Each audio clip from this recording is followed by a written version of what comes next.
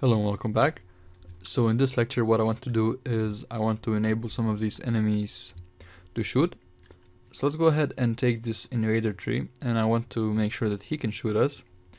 First off, I don't want it to be rotated like that. Oops. Let me just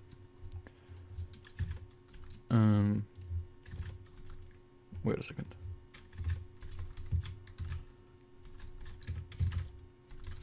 No, just a moment.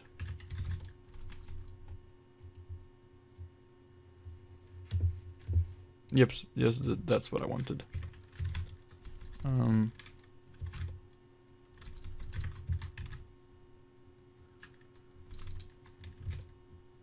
Something like that.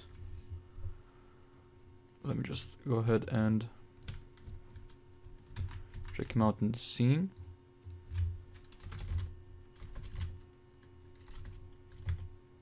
There we go. That is good enough. And of course, as we did with the player, we want to specify a position from which he will shoot. So let's go ahead and right click on him and create a 3D cube. Now let's just move it down here. Make sure that it is under his, like this, where you want to shoot from. I want him to shoot from this position. And I'm going to rename this cube to shooting position. And I will also disable the box collider and the mesh renderer because I don't want this to be visible. Okay. Now let's go ahead and open the enemy controller script. And first thing what I want to do is I'll go ahead and create a public boolean, which is just going to be it's going to be called can shoot.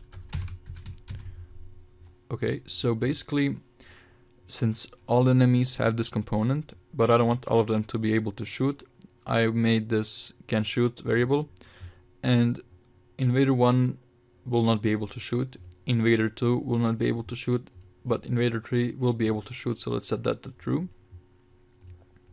Okay, and of course we need to get a reference to the shooting position, so let's say public transform shooting position. And when the game starts, what I want to do is check if he can shoot. If this is the case, go ahead and just set shooting position to be equal to, wait a second.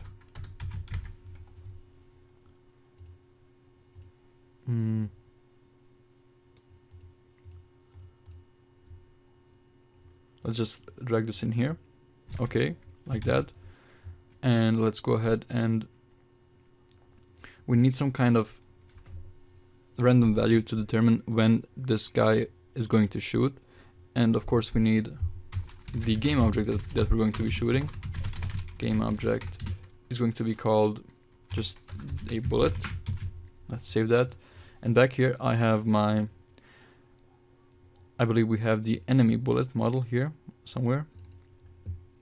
Here it is. Just drop the PNG on him. Okay.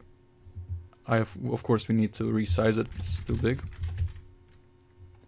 And let's just add a box collider to this object.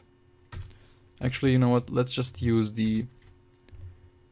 the player bullet, the friendly bullet, drop it in here, rename it to enemy bullet, and change the tag. Add a tag. We will add the enemy bullet tag. Add it here. And now we can click on the default. When we drop down the enemy bullet, we have the default of this model, which is the shader and the color. So let's change the color to something different, like bluish, like that. Maybe bump up the smoothness. Okay. And let's create a prefab from the enemy bullet. Now that we have the prefab, let's go to the invader tree and drop our enemy bullet in there. Make sure to apply this change on this object so that the change is also applied to the prefab. Apply. And now let's go ahead and figure out how we actually want this guy to shoot. So we want some kind of timer that when the time passes, we want him to shoot. So let's go ahead and say public float shoot timer. Actually, let's just make this a private shoot timer, and I'll just set it to maybe 1 second. And in our update method, we'll say that shoot timer minus equal time.delta time. Oops. And if the shoot timer is less than or equal to 0, of course, what we usually do, first off, let's get a max shoot timer. And now, actually, well, yeah, sure, let's do it like this. You can make shoot timer public if you want to have different shoot timers, or you could get a random number. Actually, let's go ahead and do that. Instead of shoot timer being 1 second, let's go ahead and say that it's a random range between 0 and, let's say, 4 seconds. And then we set the max shoot timer to be equal to shoot timer. And here, if shoot timer is less than or equal to 0, we're going to first off instantiate the bullet at the transform.position with the transform.rotation. But we need to make sure that this is a new game object, so let's call it new bullet. Okay, and now that we have the new bullet, let's go ahead and actually get the rigid body component. Okay, and now set the velocity to be equal to vector 3.up times negative, let's get some kind of speed value here. Negative speed. Actually, let's get a new, call it public float shoot power. So times shoot power, there we go. Okay, and of course we need to reset the shot timer, so let's go ahead and say shoot timer is equal to max shoot timer. Save that, and let's go ahead and now back on our invader. We have the bullet, everything is set up properly. Let's just apply this, and now if I just set the speed to be 0 so he doesn't move, I want to see if he's going to be able to shoot us. Let's see. Now you see he's colliding with his own bullet there. Let's just see the... We need to fix that. We also need to add the shoot speed. I forgot that. Shoot power. Let's set it to maybe 50. And enemy bullet is trigger. Okay. And let's make sure that on trigger enter, if the collision.game object tag is equal to enemy bullet, I want this just to return so nothing happens. Let's check it out now. He's still colliding with himself.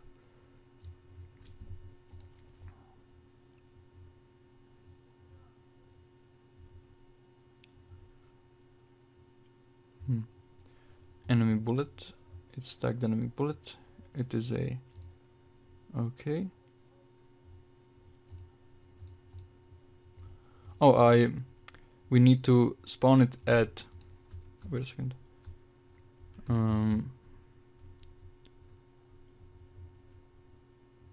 At the shoot position.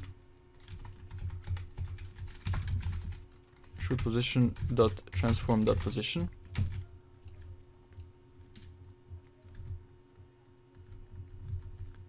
And he's still colliding with himself for some reason. And we might have to just make sure that he will ignore the collisions. So let's set the layer to be...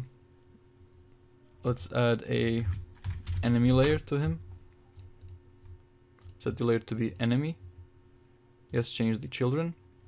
And apply this. And also apply the enemy bullet. Set the layer to be enemy. Yes.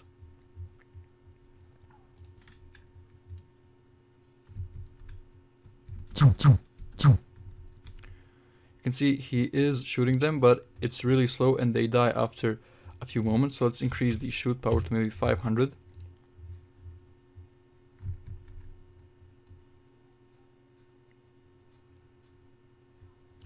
And what happened now is, let's select on invader. Our shoot timer, let's set the range to be from 1 to 5. F and make sure that, okay, let's go ahead and play it now.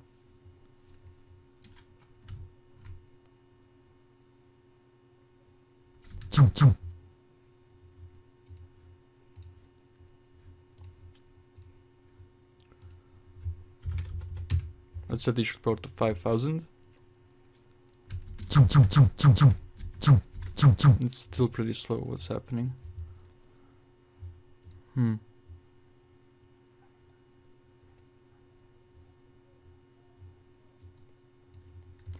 Interesting. Oh, we have to reset the shoot timer, not the shoot power. Sorry, that's a mistake there. Now the bullet's going to be super fast. Oops, it was too fast for us to even see.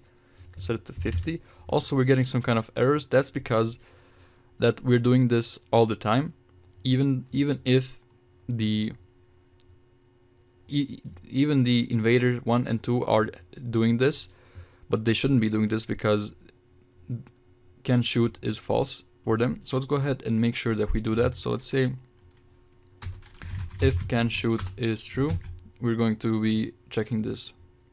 If it isn't, we're not. So let's just run it now.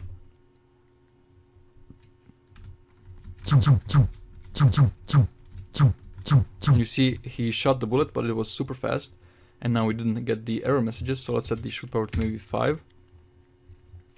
Actually, let's check the shoot power on the player. What is his shoot power? 50.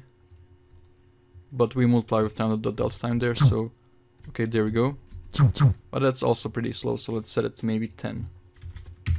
Oops, not the HP. We want to set the shoot power to 10 and the speed to 200. And let's now apply this invader and just delete the game object here.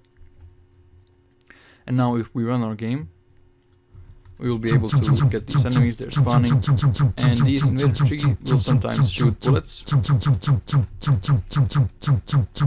We're not seeing them currently because their color is similar to the background color, so I'm just going to go ahead and set the main camera color to something more bright.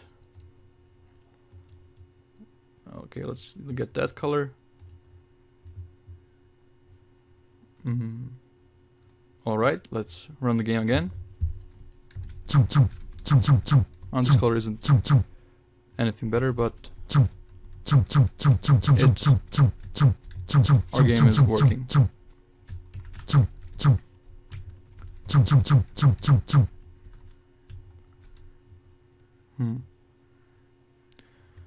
We're not getting any invader trees for some reason. Is it possible that the chances of spawning them is super slow? Or did we mess something up? We didn't, I guess. It's just a small chance. Or actually, let's see. No, everything is set up properly.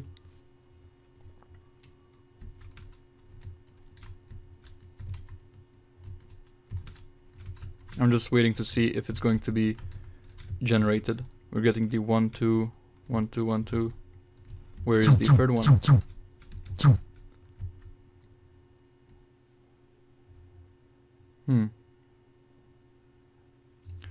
Is interesting. Maybe random range 0 and 2 aren't included here, so let's see 0 and 3. I think that was the problem. 2, 3, yeah, now we get the third one, and you can see he's moving slower. Okay, so that's been it for this lecture. In the next one we'll add scores and high scores, and we'll also implement the power-ups so they work. Thank you for watching, and I'll see you in the next lecture.